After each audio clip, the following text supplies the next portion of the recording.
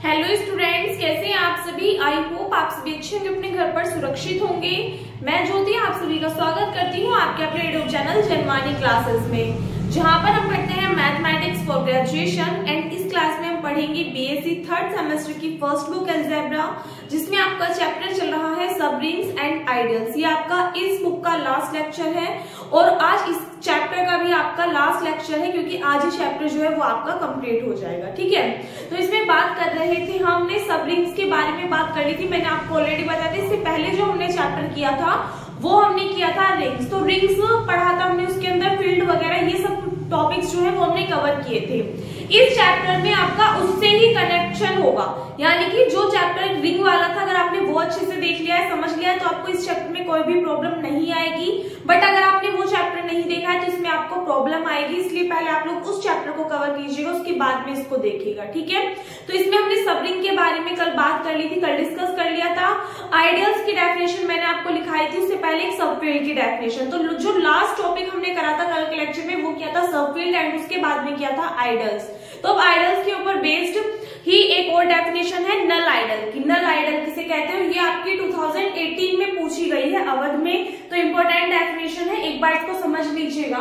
नल idol की definition क्या कहती है कि every ring are always possess two improper ideals, यानी कि हर एक रिंग, प्रत्येक रिंग हमेशा क्या रखती है, दो इम्प्रॉपर आइडल्स होते हैं उसके। वन आर इटसेल्फ, यानी कि one R itself and the other consisting of zero only, जिनमें से कि एक तो क्या होगा, खुद आर ही होगा और दूसरा क्या रखेगा, जीरो रखेगा, सिर्फ और सिर्फ। समझ में आई बात, यानी कि प्रत्येक रिंग क्या रखेगी, टू इम्प्रॉपर आइडल्स रखेगी, जिनमें से कि एक तो आपका आर ही होगा, दूसरा क्या होगा, जीरो होगा। These are respectively known as the unit ideal and the null ideal. तो ये जो आपके आइडल्स है ये क्या कहलाएंगे, आपके यूनिट आइडल भी बोल सकते हो आप इनको, या फिर नल आइडल बोल सकते हो। क्लियर है, तो ये छोटी सी डेफिनेशन है, आपको याद रखनी है। उसके बाद में एक इजी सा एग्जांपल है, इसी टाइप का एग्जांपल मैंने आपको कल भी कराया था। एग्जांपल एक बार पढ़िएगा, क्या है, the set of integers is only अ सब रिंग, यानी कि जो इंटीजर्स का सेट होता है वो सिर्फ एक क्या होता है, सब रिंग होता है, बट नॉट एन आइडल, लेकिन आइडल नहीं होता किसका, of the ring of rational numbers. Rational numbers की कोई भी एक रिंग है, एल्जेब्रिक स्ट्रक्चर शो किया हुआ है इस फॉर्म में होता है रिंग का, कि अगर कोई भी एक सेट है जो कि किसका दिया हुआ है, रेशनल नंबर्स का, दो आपके पास में बाइनरी ऑपरेशन होती है, एक एडिशन और एक मल्टीप्लिकेशन। तो अगर ये आपके 6 प्रॉपर्टीज को फॉलो करता है तो इसको हम रिंग बोलते हैं। तो इन्होंने क्या है कहा है कि अगर कोई भी एक रिंग है रेशनल नंबर्स की, तो उस कंडीशन में जो आई है, आई क्या है, सेट है किसका, इंटीजर्स का, तो वो क्या कहलाएगा, इस आर की सब रिंग तो कहलाएगा, यानी कि इस रिंग की सब रिंग तो कहलाएगा, लेकिन ये जरूरी नहीं है कि वो उसका आइडल हो, लेकिन वो उसका आइडल नहीं होगा। तो अब जो हमने कल एग्जांपल मैंने आपको कराया था वो भी आपका मेरठ में 2018 में और 2019 में आया हुआ था। तो उसमें क्या था कि अगर आई कोई भी एक सेट है इंटीजर्स का, तो वो सब रिंग होगा किसका, रिंग ऑफ रेशनल नंबर्स, यानी कि एक रेशनल नंबर्स की रिंग है उसकी सब रिंग कहलाएगा क्या, सेट ऑफ इंटीजर्स। तो ये चीज तो इन्होंने कहा कि वो सब रिंग तो होगा लेकिन आइडल नहीं होगा। तो कल हमने सब रिंग के लिए प्रूफ किया था, आज किसके लिए करेंगे कि वो हमारा क्या नहीं होगा, आइडल नहीं होगा। ठीक है, तो सबसे पहले इसका सॉल्यूशन करेंगे। सबसे पहले तो आप क्या मानोगे, एक सेट ही मानोगे किसका, इंटीजर्स का। Let I be the set of integers. अब हमें क्या पता है आइडल्स क्या होता है, आइडल्स की डेफिनेशन क्या कहती है कि यानी कि अगर कोई भी आपके टर्म है वो अगर लेफ्ट आइडल भी है, राइट आइडल भी है, तो उस कंडीशन में आप उसको आइडल बोलोगे। तो उसके लिए यानी कि R S is equals to S R होनी चाहिए, कल यही डेफिनेशन में लिखा था। तो मल्टीप्लिकेटिव प्रॉपर्टी जो है वो सेटिस्फाई करनी चाहिए। बट अगर हम यहाँ पे सेट देखें कि इंटीजर्स है और एक हमें दे दिया रेशनल नंबर, तो अगर हम यहाँ पे बात करें कि अगर सपोज आप एक रेशनल नंबर ले रहे हो और एक इंटीजर ले रहे हो, और अगर आप दोनों की मल्टीप्लाई कर रहे हो, तो क्या कि जरूरी कंडीशन है कि जो मल्टीप्लाई करने के बाद में एलिमेंट आएगा वो भी आपका इंटीजर ही होगा, ये तो जरूरी नहीं है। क्योंकि कई बार केस ऐसा हो जाता है कि हमने एक इंटीजर लिया, एक रेशनल नंबर लिया, दोनों का प्रोडक्ट किया, तो जो नंबर आए वो भी हमारा क्या आ जाए, रेशनल नंबर की फॉर्म में ही हो, फॉर एग्जाम्पल सपोजेट अगर हमने एक एलिमेंट लिया 2, ठीक है, और एक हमने ये तो ले लिया हमने इंटीजर कोई भी, और एक हमने रेशनल नंबर मान लिया क्या 1/2, और इन दोनों की मल्टीप्लाई कर रहे हैं तो 2 से 2 कैंसिल आउट कितना आ गया 1। यानी कि अगर हमने एक रेशनल नंबर अगर हमने एक इंटीजर लिया और एक रेशनल नंबर लिया, दोनों की मल्टीप्लाई की तो हमें क्या मिल गया यहाँ पे इंटीजर मिल गया। बट ये जरूरी कंडीशन नहीं है कि हमेशा ही ऐसा होगा। क्यों? सपोज यहाँ पे मैंने कोई भी एलिमेंट ले लिया 2, ये क्या हमने लिया इंटीजर, और एक हमने क्या ले लिया रेशनल नंबर ले लिया सपोज 6/5, दोनों की मल्टीप्लाई कीजिए यहाँ से तो आपके पास में टर्म क्या आएगी, 6 2 12/5, तो ये आपके पास में कैसे टर्म आई, ये कैसा आया एक रेशनल नंबर आया। तो इसीलिए हम जरूरी तौर पर ये नहीं कह सकते कि इंटीजर और रेशनल नंबर की मल्टीप्लाई करने पर हमें क्या प्राप्त हो, एक इंटीजर ही प्राप्त हो, ठीक है। तो इसलिए हम लिख देंगे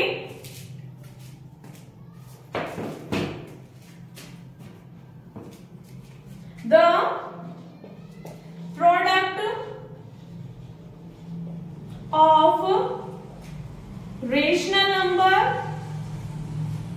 the product of rational number and an integer not necessarily a integer,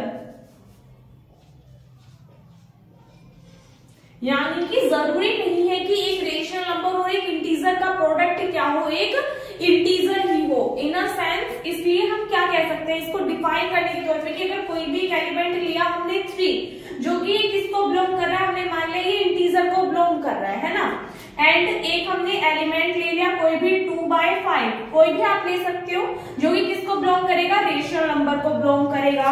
so then इस कंडीशन में अगर हम इन दोनों का प्रोडक्ट करते हैं यानी कि 3 × 2/5, तो जो एलिमेंट आएगा वो कितना है 6/5। ये क्या है हमारे पास में इंटीजर नहीं है, यानी कि ये हमारा इंटीजर को बिलोंग नहीं करेगा। तो इसलिए हम क्या कह सकते हैं कि आई जो होगा यानी कि सेट ऑफ इंटीजर्स जो होगा वो आइडियल नहीं होगा, किसके लिए, the ring of rational numbers, rational number की जो रिंग होगी उसके लिए, ठीक है। तो यहाँ पे लिख देंगे hence I is not an ideal of the ring of rational numbers. Clear है इतना आप सभी को? आई होप समझ में आ गया होगा, नोट करिए। लास्ट वाली लाइन एक बार देख लीजिएगा। बाद में नेक्स्ट एग्जांपल देखिएगा क्या है, prove that the subset S of all matrices of the form this with A and B integers form a subring of the ring of all 2x2 matrices having elements as integers. Prove further that S is neither a right ideal nor a left ideal in R. तो question को बहुत ही ज्यादा ध्यान से आप लोगों को समझना है। क्वेश्चन में आपसे क्या कहा है कि आपको पहले तो प्रूव करके दिखाना है क्या कि subset S, the subset S of all matrices of the form this, यानी कि सभी मैट्रिसेस का जो सबसेट होगा वो किस फॉर्म में दिया हुआ है, इस फॉर्म में दिया हुआ है। तो ये जो सबसेट है ये क्या होगा, with A and B integers, A और B क्या है यहाँ पे इंटीजर्स है। तो ये जो सबसेट S होगा ये क्या होगा, सबरिंग होगा, forms a subring of the ring of all. किसका, ये जो सबसेट S है जो कि सभी मैट्रिसेस का है, मैट्रिसेस किस फॉर्म में है, इस फॉर्म में है, ये सबरिंग कहलाएगा R का। और R क्या है आपकी ऑल 2x2 मैट्रिसेस है हैविंग एलिमेंट्स एज इंटीजर्स। ये भी क्या है मैट्रिसेस होंगी और इनका जो ऑर्डर होगा वो क्या होगा 2x2 की मैट्रिसेस होंगी, यानी कि इसी फॉर्म में आप इनको बोल सकते हो कि 2 ही कॉलम्स होंगी और 2 ही क्या होंगी इसमें रो होंगी। Prove further that S is neither a right ideal nor a left ideal in R। और आपको क्या प्रूव करके दिखाना है कि S जो है वो ना ही तो राइट आइडियल होगा और ना ही लेफ्ट आइडियल होगा। इसमें आपको 3 चीजें करके दिखानी है। पहला तो आपको ये शो करना है, ये प्रूफ करना होगा कि S जो सबसेट है मैट्रिसेस का, मैट्रिसेस किस फॉर्म में है, इस फॉर्म में है, ये सबरिंग कहलाएगा R का। और R क्या है, ऑल 2x2 मैट्रिसेस का सेट है, जहां पर जो एलिमेंट्स होंगे वो क्या होंगे, आपके इंटीजर्स होंगे। दूसरी चीज आपको क्या प्रूफ करके दिखानी है कि S जो है वो ना ही तो आपका राइट आइडियल होगा और ना ही कैसा होगा, लेफ्ट आइडियल होगा। ठीक है, तो सबसे पहले इसको सॉल्व करते हुए चलेंगे। सबसे पहले हम फर्स्ट पार्ट प्रूफ करेंगे कि जो S है वो क्या है, सबरिंग है। क्या है, सबरिंग है R का। सो लेट आपको एक टर्म तो दी हुई है, क्या, A इज इक्वल्स टू, हमने मान लिया कि ये कोई भी मैट्रिसेस है जिसके अंदर एलिमेंट है A 0 0 B। एक और हमने अपने पास से मान ली B, जिसके अंदर आप कोई भी एलिमेंट ले सकते हो, जैसे कि यहाँ पे A और B के प्लेस पे हमने मान लिया C और D। और यहाँ पे जो C और D है ये भी किसको बिलोंग करने चाहिए, जो एलिमेंट्स है इस मैट्रिक्स के अंदर उसको ही बिलोंग करने चाहिए, कि इंटीजर्स को ही बिलोंग करने चाहिए। अगर A भी इंटीजर्स को बिलोंग कर रहा है तो यहाँ पे C D भी क्या है, ये इंटीजर्स की फॉर्म में ही है। अब हमें क्या पता है कि अगर S क्या है, कोई भी सबसेट है किसी भी रिंग का, और A और B क्या है, एलिमेंट है किसके, सबसेट के, क्योंकि उन्होंने क्या कहा, सबसेट किस फॉर्म में है, मैट्रिक्स की फॉर्म में है। तो कोई भी सबसेट जो है S वो किसी भी रिंग R का सबरिंग कब कहलाता है, 2 कंडीशन होती है कि अगर S के कोई भी 2 एलिमेंट ले रहे हो आप A और B, तो सपोज दैट अगर A भी S को बिलोंग कर रहा है और B भी S को बिलोंग कर रहा है, तो आपको मैंने थ्योरम क्या लिखाई थी कि अगर 2 एलिमेंट S, मतलब कोई भी 2 एलिमेंट ले रहे हो जो कि S को बिलोंग कर रहे हैं, तो A माइनस B भी किसको बिलोंग करना चाहिए, S को बिलोंग करना चाहिए, और A B भी क्या करना चाहिए, S को बिलोंग करना चाहिए। अगर ये कंडीशन सेटिस्फाई हो रही है तो उस कंडीशन में हम S को क्या बोलेंगे, सबरिंग बोलेंगे। कराई थी कल वाले लेक्चर में, जिन स्टूडेंट्स ने कल वाला लेक्चर लिया होगा उन्हें याद होगी ये टर्म, है ना। तो अब हम क्या निकालेंगे, A माइनस बी और A इंटू डी निकाल लेंगे। सुनना हो, अगर हम यहाँ से बात करें A माइनस बी की, तो मैट्रिक्स आपको जिस फॉर्म में दी हुई है इनको क्या कर दोगे आप, सब्सट्रैक्ट कर दोगे आपस में। तो आपके पास में A माइनस बी की वैल्यू क्या निकल के आएगी, यहाँ से A minus C and B minus D. अब ये जो मैट्रिक्स आई, यहाँ पे आप देखोगे ये जो एलिमेंट्स है ये भी क्या आएंगे, यानी कि सपोज दैट आप कोई भी इंटीजर्स ले रहे हो, A और B इंटीजर थे, हमने C और D भी इंटीजर माने थे, तो अगर आप किसी भी 2 इंटीजर्स को सब्सट्रैक्ट करोगे तो जो एलिमेंट मिलेगा वो भी तो इंटीजर ही आएगा। तो सीधी सी बात है, ये जो एलिमेंट आएंगे इसको सॉल्व करने के बाद में ये भी क्या किसको बिलोंग करेंगे, आपके S को बिलोंग करेंगे, नहीं करेंगे, क्योंकि S के जो हमने एलिमेंट लिए, जो मैट्रिक्स ली, उनके अंदर जो एलिमेंट है वो इंटीजर्स है। और अगर आप 2 इंटीजर्स को क्या करोगे, सब्सट्रैक्ट करोगे, तो भी तो आपको एक इंटीजर ही मिलेगा, ऐसा तो नहीं रेशनल नंबर मिल जाएगा। वही -2 और +3 करोगे तो कितना मिलेगा आपको, +1 ही तो मिलेगा। इसी तरीके से आप कोई भी एग्जांपल ले लो, अगर 2 आप इंटीजर्स को सॉल्व करो, सब्सट्रैक्ट कर रहे हो, तो आपको इंटीजर ही मिलेगा। तो सीधी सी बात है, जो मैट्रिक्स आएगी ये भी किसको बिलोंग करेगी, S को बिलोंग करेगी। एंड दूसरी बात क्या है कि अगर क्या कर दे, A की B में मल्टीप्लाई, तो A आपको मैट्रिक्स दी हुई है A 0 0 B, और मैट्रिक्स B आपको दी हुई है 0 C, जो हम लैग करके चलेंगे। अगर हम इन दोनों की मल्टीप्लाई कर ले तो जो मैट्रिक्स आपको मिलेगी वो क्या मिलेगी, A C and B D। तो अब यहाँ पे देखिए A B C D ये सब क्या है, इंटीजर्स, और किन्हीं भी 2 इंटीजर्स की आप आपस में मल्टीप्लाई करोगे तो जो नेक्स्ट एलिमेंट मिलेगा वो भी तो इंटीजर होगा। तो सीधी सी बात है, ये जो मैट्रिक्स आएगी इसके अंदर जो एलिमेंट होंगे वो भी इंटीजर्स के ही होंगे, मतलब इंटीजर्स ही होंगे। तो ये भी आपका किसको बिलोंग करेगा, S को बिलोंग करेगा। तो अगर हम मान के क्या चले कि A कोई भी एलिमेंट है जो कि किसको बिलोंग कर रहा है, S को बिलोंग कर रहा है, और B हमने एक मैट्रिक्स मान ली जो कि किसको बिलोंग कर रही है, S को बिलोंग कर रही है, और उस कंडीशन में हमने देखा A माइनस B भी S को बिलोंग कर रहा है और A इंटू B भी S को बिलोंग कर रहा है। सो हम क्या कह सकते हैं, S क्या है, सबरिंग है। तो आप लास्ट में लिख दोगे, इसलिए S is a subring. S क्या होगी, सबरिंग होगी। तो एक पार्ट तो हमारा प्रूफ हो गया, बाकी हमें क्या प्रूफ करना है further, S is neither a right ideal और नॉर अ लेफ्ट आइडियल। एक बार पहले इतना नोट करिए। चलिए इससे आगे देखिएगा।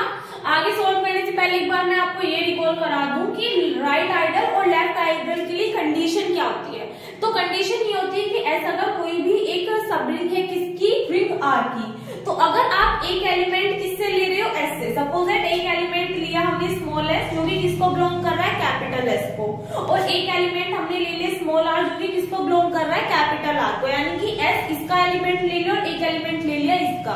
तो ये जो आपका सेट होगा ये आपका लेफ्ट आइडियल कब कहलाएगा, कि अगर आप आर की एस में मल्टीप्लाई कर दो, आर की एस में मल्टीप्लाई कर दो, तो जो एलिमेंट आए वो किसको बिलोंग करना चाहिए, एस को बिलोंग करना चाहिए। किसको बिलोंग करना चाहिए, एस को बिलोंग करना चाहिए। अगर ये कंडीशन सेटिस्फाई हो रही है तो मीन्स आप इसको क्या बोल दोगे, राइट आइडियल बोलोगे। क्या बोलोगे, राइट आइडियल बोलोगे। और अगर आप कम क्या लेके चलो कि एस के आर में मल्टीप्लाई कर दे और जो एलिमेंट आए वो भी किसको बिलोंग करे, एस को बिलोंग करे, तो इसको आप क्या बोलोगे, लेफ्ट आइडियल बोलोगे। क्या बोलोगे, लेफ्ट आइडियल बोलोगे।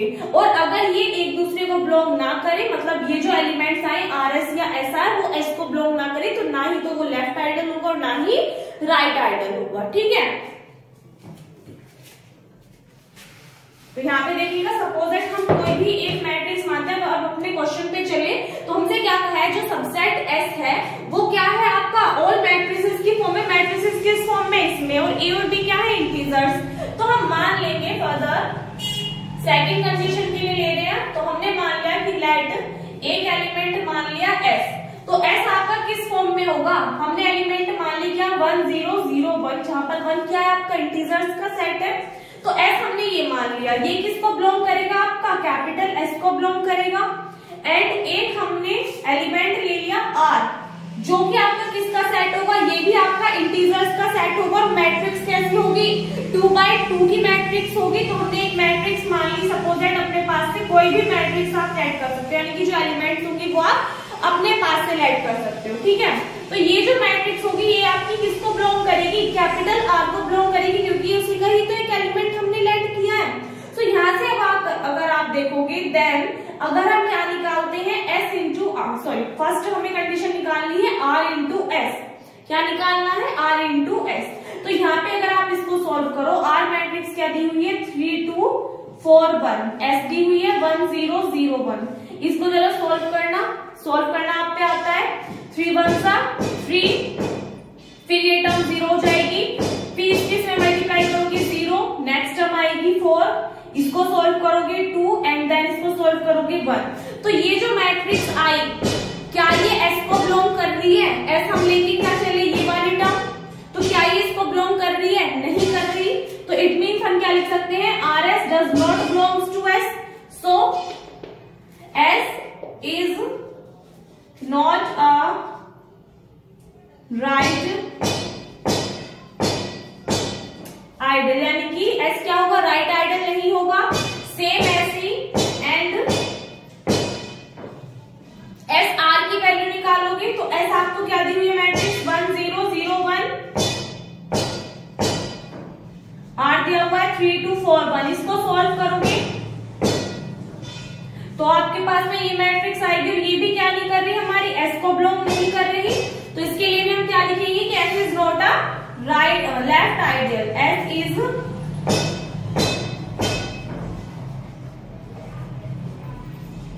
Not a left ideal. इसी के साथ में वाला क्वेश्चन आपका कंप्लीट होता है। आई होप आपको क्लियर हो गया होगा। भाई साइड से थोड़ा सा साउंड आ रहा था तो उसको अवॉइड कर देना, नोट करिए एक बार इसको। यहाँ पे देखिएगा, इसके बाद में नेक्स्ट एग्जांपल है कि prove that the intersection of two ideals of a ring R is an ideal of are.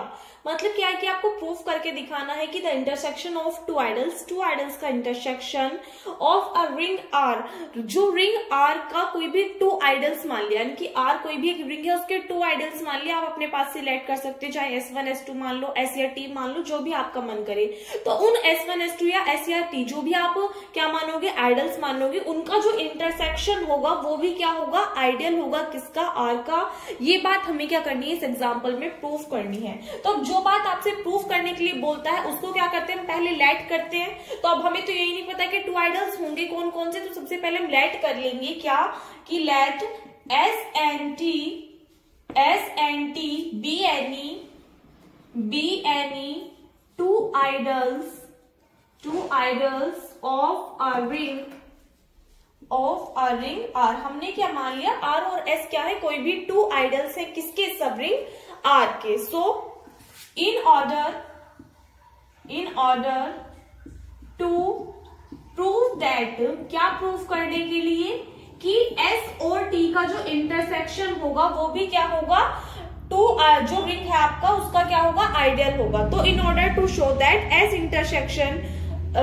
intersection T is an ideal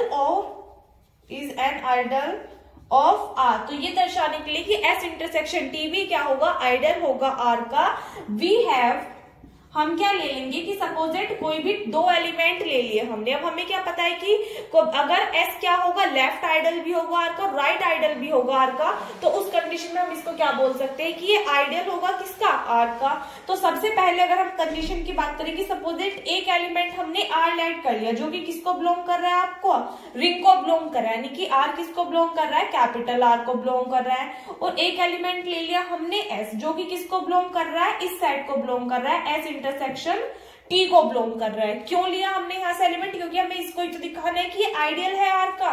तो हमने मान लिया एक एलिमेंट R को बिलोंग कर रहा है और एक एलिमेंट किसको बिलोंग कर रहा है, S इंटरसेक्शन T को बिलोंग कर रहा है। सो इम्प्लाइज दैट, हमारे पास में कंडीशन क्या कहती है कि अगर S क्या होगा, हमारा लेफ्ट आइडल भी होगा, राइट आइडल भी होगा, तभी तो आइडियल होगा। यानी कि R S भी किसको बिलोंग करना चाहिए, आपका S इंटरसेक्शन T को बिलोंग करना चाहिए।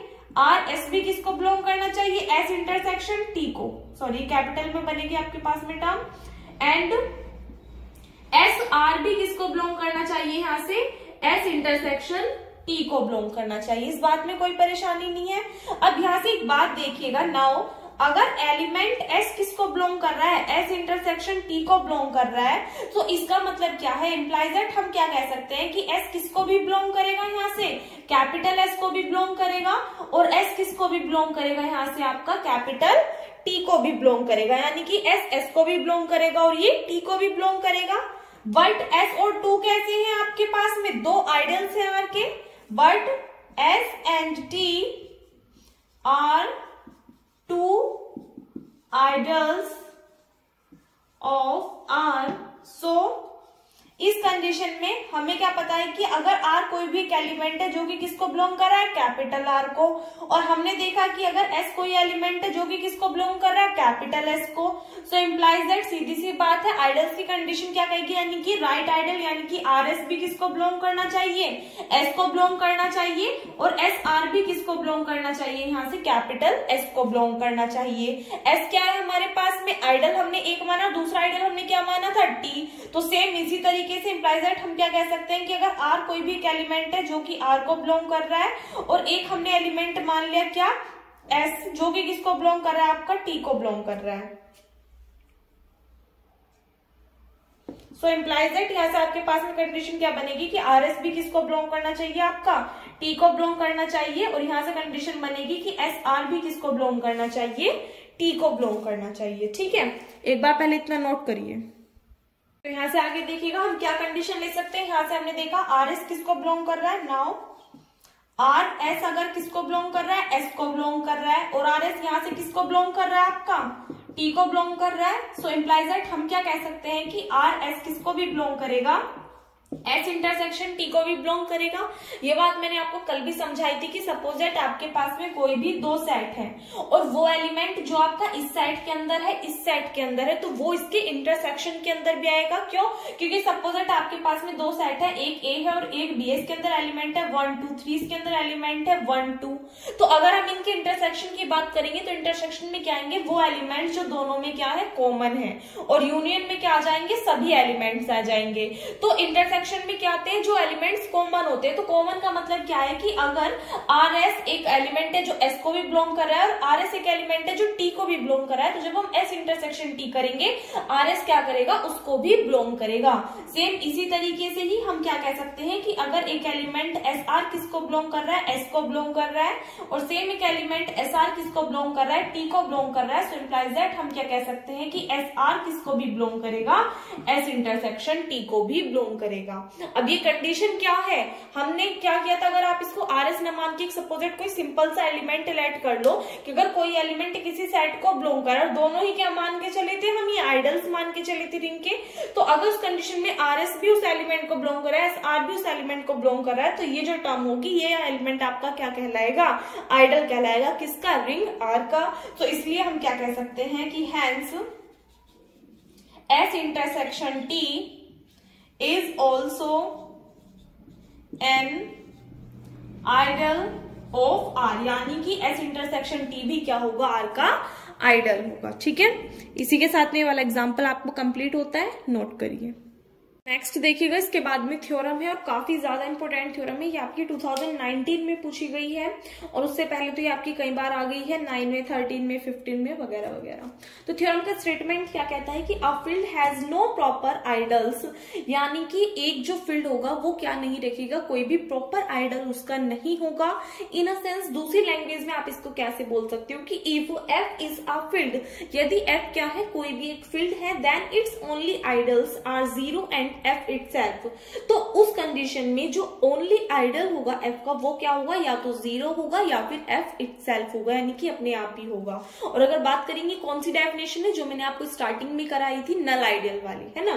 तो ये कह रहा है कि कोई भी फील्ड क्या होगा, अपना कोई भी प्रॉपर आइडल नहीं रखेगा, या फिर आप इसको बोल सकते हो कि यूनिट आइडल या फिर नल आइडल रखेगा। इफ एफ इज फील्ड, यदि एफ क्या है, कोई भी एक फील्ड है, देन इट्स ओनली आइडल्स क्या होंगे, या तो 0 होंगे या फिर एफ अपने आप होगा। अब आपको एग्जाम में इस चीज पे ध्यान नहीं देना है, हो सकता है सिर्फ आपसे इतना ही बोल दे कि prove that a field has no proper ideals, या फिर आपको इस टाइप से बोल दे कि prove that if F is a field then its only ideals are 0 and F itself. तो आपको लैंग्वेज पे ध्यान देना है कि आपसे एक्चुअल में पूछा क्या है, तो आपको पूरा कंक्लूजन निकल के समझ में आना चाहिए, निकाल करके कि आपसे क्वेश्चन में पूछ क्या रखा है, आपको शो क्या करके दिखाना है। जब तक आपको ये समझ में नहीं आएगा तब तक आपसे क्वेश्चंस गलत होने के चांसेस बहुत ज्यादा रहते हैं।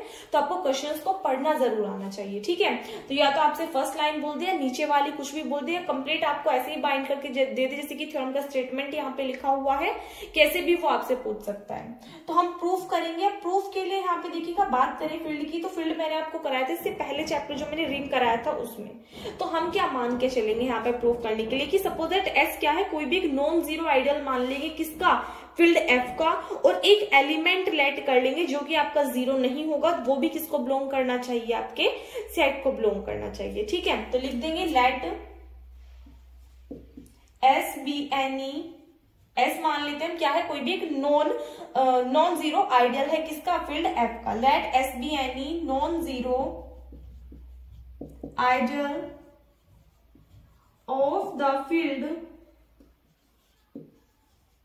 एफ एंड लेट ए क्या है, ए कोई भी आपका एक नॉन जीरो एलिमेंट है, किसका, एस का, इस एस का। And let A be any non zero element of S, यानी कि ए क्या है, कोई भी एक नॉन जीरो एलिमेंट है, किसका, एस का। सो देन अब एक बात बताइए, फील्ड की कंडीशन क्या कहती है कि फील्ड कहते हैं कि आपका जो सेट है वो क्या होना चाहिए, कम्यूटेटिव प्रॉपर्टी को भी सेटिस्फाई करना चाहिए, एसोसिएटिव को भी, और एक थर्ड प्रॉपर्टी क्या थी जो सबसे मेन थी, वो क्या थी कि हर एक एलिमेंट क्या रखता हो, उसका इनवर्स एलिमेंट पोजेस करता हो, यानी कि प्रत्येक एलिमेंट का इनवर्स एलिमेंट भी एग्जिस्ट करे। तो अगर हमने ए कोई भी एक एलिमेंट लिया है एस का, तो सीधी सी बात है इसका जो इनवर्स एलिमेंट होगा वो भी बिलोंग करेगा किसको, फील्ड को, तभी तो वो हमारा फील्ड कहलाएगा सेट। तो देन हमने मान लिया एक एलिमेंट ले लिया ए इनवर्स, जो कि किसको बिलोंग कर रहा है, एफ को बिलोंग कर रहा है। ए इनवर्स क्या है, इनवर्स है किसका, ए का। सिंस हम मान के क्या चले हैं कि एस क्या है, हमने एक आइडियल माना है, तो since S is an ideal, यदि एस क्या है, आइडियल है, तो आइडियल की कंडीशन क्या कहती है, सो देन आइडियल की कंडीशन क्या कहती है कि अगर एक एलिमेंट आप ले रहे हो जो कि किसको बिलोंग कर रहा है, एस को बिलोंग कर रहा है, और एक आप एलिमेंट ले रहे हो जो कि किसी अदर सेट को बिलोंग कर रहा है, रिंग था तो हम रिंग लेके चलते थे, यहाँ पे फील्ड दिया हुआ है तो हम क्या मानेंगे कि ए इनवर्स किसको बिलोंग कर रहा है, फील्ड को बिलोंग कर रहा है। तो आइडियल की कंडीशन क्या कहती है कि अगर दो एलिमेंट आप लेके चल रहे हो तो उनका जब आप मल्टीप्लीकेशन करोगे वो किसको बिलोंग करना चाहिए, एस को बिलोंग करना चाहिए। सो इम्प्लाइज दैट, यानी कि ए इंटू ए इनवर्स किसको बिलोंग करेगा, एस को। अब आपको पता है कि ए की मल्टीप्लाई जब आप उसके इनवर्स एलिमेंट में करोगे तो आपका ए से कैंसिल आउट, यानी कि टर्म क्या आ जाएगी, 1 आ जाएगी। सो इम्प्लाइज दैट 1 किसको बिलोंग करेगा, यहाँ से एस को बिलोंग करेगा। तो अगर 1 एस को बिलोंग कर रहा है तो हम क्या मान लेंगे, कोई भी एक एलिमेंट मान लेंगे किसका, एफ का, एक और अदर एलिमेंट जो कि हमें नहीं पता है क्या होगा, तो हम कोई भी एक एलिमेंट मान लेंगे, सपोज दैट एक्स, जब भी हमें नहीं पता होता तो हम एक्स लेट कर लेते हैं। तो हम क्या मान लेंगे, now let x be any element of f। हमने क्या मान लिया कि x क्या है, कोई भी एक एलिमेंट है किसका, f का। सो देन इस कंडीशन में अगर 1 किसको बिलोंग कर रहा है, s को बिलोंग कर रहा है, और हमने माना कि एक एलिमेंट है x जो कि किसको बिलोंग कर रहा है, f को बिलोंग कर रहा है। सो इम्प्लाइज दैट आइडियल की कंडीशन से 1 इंटू एक्स किसको बिलोंग करना चाहिए, s को बिलोंग करना चाहिए। सो इम्प्लाइज दैट यहां से हम क्या कह सकते हैं कि x किसको बिलोंग करना चाहिए, s को बिलोंग करना चाहिए। और x क्या था, कोई भी एक एलिमेंट था f का, और अगर x किसको बिलोंग कर रहा है, s को बिलोंग कर रहा है, तो हम क्या कहेंगे कि प्रत्येक एलिमेंट किसका, f का, किसको बिलोंग करेगा, s को बिलोंग करेगा, क्योंकि x जो है वो सभी वैल्यूज के लिए, यानी कि x क्या है, कोई भी एलिमेंट हो सकता है f का। तो हम इसमें क्या कह सकते हैं कि प्रत्येक जो एलिमेंट होगा f का वो किसको बिलोंग करेगा, s को बिलोंग करेगा। थस each element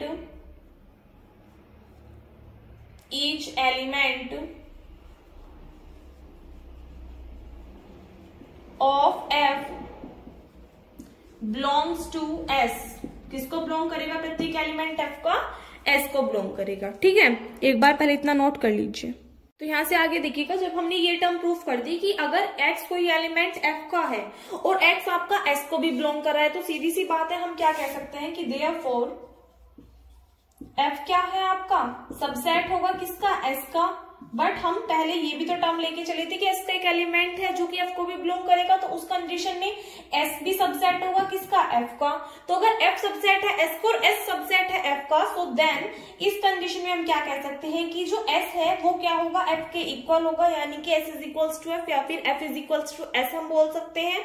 सो थस इसलिए हम क्या कह सकते हैं कि the only idols of f are 0 और f itself, यानी कि जो आइडल्स होगा f का या तो वो 0 होगा या फिर f अपने आप होगा। ठीक है, इसी के साथ में वाली थ्योरम आपकी कंप्लीट होती है, 2019 में आपकी पूछी गई है, उससे पहले भी कई बार, तो इंपॉर्टेंट हो जाती है, नोट करिए। ठीक है जी, तो इसी के साथ में ये वाला जो चैप्टर है आपका, ये आज आपका कंप्लीट होता है। आई होप आपको जितना भी करा दिया है वो अच्छे से क्लियर हो गया होगा। और इसी के साथ में जो आपकी फर्स्ट बुक है अलजेब्रा, ये भी आपकी कंप्लीट होती है। सेकंड बुक थी आपकी मैथमेटिकल मेथड्स, जो कि आपकी ऑलरेडी कंप्लीट हो चुकी थी, और आज आपकी फर्स्ट बुक भी कंप्लीट हो गई है।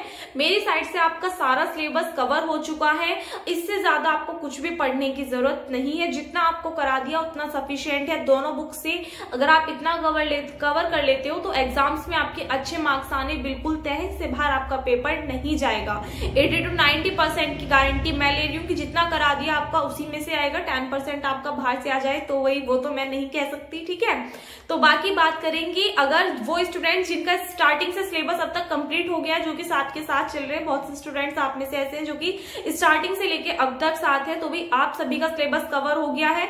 अब कल और परसों 2 दिन मिलेंगी आपको ऑब्जेक्टिव की वीडियोस, और उसके बाद में 3 दिन मिलेंगी आपको इंपॉर्टेंट क्वेश्चन सीरीज की वीडियो, जिसमें कि आपको इंपॉर्टेंट क्वेश्चंस में करा दूंगी फर्स्ट बुक से भी और सेकंड बुक से भी, जो कि आपके लास्ट 2 से 3 इयर्स में पूछे गए क्वेश्चंस हैं। इंपॉर्टेंट क्वेश्चन सीरीज में आपको 2019, 20 एंड 21 तीनों के जो आपके क्वेश्चन से आए हुए, 18 का भी देख लेंगे अगर लगाया तो 18, 19, 20, 21 इन 4 इयर्स के आपको प्रीवियस ईयर क्वेश्चन पेपर बना के मैं प्रोवाइड करा दूंगी, जिससे कि आपको एग्जाम में काफी ज्यादा हेल्प होगी। एग्जाम टाइम पे आपको कंप्लीट बुक छान के देखने की जरूरत नहीं होगी कि कहां से कौन सा क्वेश्चन आया हुआ है, कौन सा एग्जाम्पल आया हुआ है, कौन सी डेफिनेशन आई हुई है। बिल्कुल प्रॉपर एज अ कोशिश करूंगी, मैं देखती हूँ कि अगर बिल्कुल उसी पैटर्न पे जिस तरह से आपके एग्जाम में क्वेश्चंस आते हैं सेम उसी तरीके से अगर मैं आपको पेपर प्रोवाइड करा सकूं तो ऐसा मैं करने की पूरी कोशिश करूंगी। सो इस वीडियो में बस इतना ही। बाकी आप सभी का सपोर्ट ऐसे चाहिए, और जितने भी स्टूडेंट्स हैं जिनका सिलेबस कंप्लीट हो चुका वो अब आगे अपने रिवीजन की तैयारी करें। जो कोई भी आपको प्रॉब्लम हो कमेंट सेक्शन में कमेंट कर देना, और वो स्टूडेंट जिनका सिलेबस कंप्लीट नहीं हुआ है तो प्रॉपर वे में प्लेलिस्ट बनी हुई है दोनों बुक्स की, आप लोग अपना सिलेबस जो है वो अच्छे से कंप्लीट कीजिए। उसके बाद में जो रिवीजन चलेगा उसकी तैयारी कीजिएगा। इस वीडियो में बस इतना ही। आई होप आपको वीडियो अच्छी लगी हो। वीडियो अच्छी लगी हो तो वीडियो को लाइक कर देना, अपने फ्रेंड्स के साथ में शेयर कर देना। अगर आप चैनल पर नए हो या फिर अभी तक आपने चैनल को सब्सक्राइब नहीं किया है तो प्लीज चैनल को सब्सक्राइब कर देना। मिलते हैं नेक्स्ट वीडियो में, तब तक के लिए घर पर रहिए, सुरक्षित रहिए। धन्यवाद।